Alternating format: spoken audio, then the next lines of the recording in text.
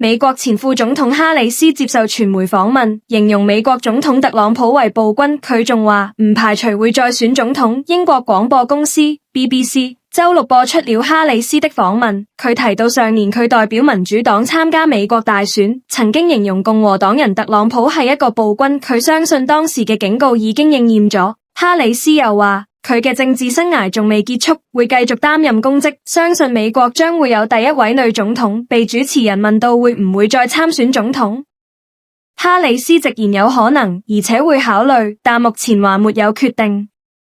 美國明年將舉行中期選舉，總統選舉將於2028年舉行。早前有民意調查指出，在潛在的民主黨總統候選人中，前交通部長布蒂吉格以16%的支持率暫時位居榜首，其次是哈里斯的13%和加州州長紐森的12%。